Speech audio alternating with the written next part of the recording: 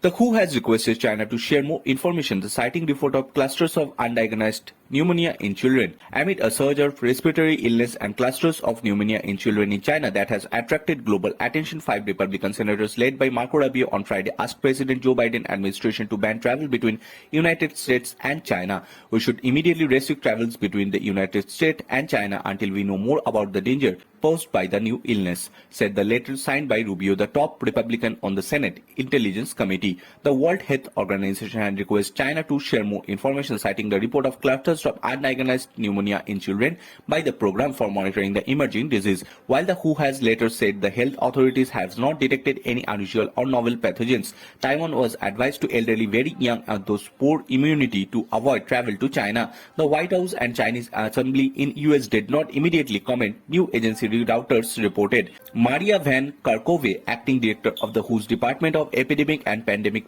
Preparedness and Prevention, said earlier this week the increase of appeared to be driven by the rise of number of children contracting pathogens they had avoiding during the 2 years of COVID-19 rubs. In January 2020, the US President Donald Trump barred most non-US citizens who had been to China in prior to week from coming to United States over concerns about COVID-19.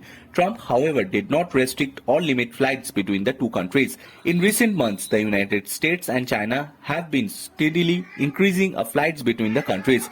The United States lifted the unprecedented travel restriction fully vaccinated international visitors stating in November 2021, including from China. The US revoked a separate requirement for air travelers to test negative before arriving in June 2022. In January, the US stated requiring air passengers to get negative COVID tests after Beijing's decision to lift its straight zero COVID politics and lifted the requirements in the March. The National Health Commission told the media on November 13 that there was an increase in incident of respiratory disease without providing further details. WHO China told Reuters an email that Chinese health authorities advised that the current number they are observing is not greater than the peak of the most recent cold session in prior to COVID-19 pandemic. Reuters reported the doctors in China expert about it are not too worried about the situation in China. Nothing many other countries saw similar increases in respiratory disease after easing pandemic measures.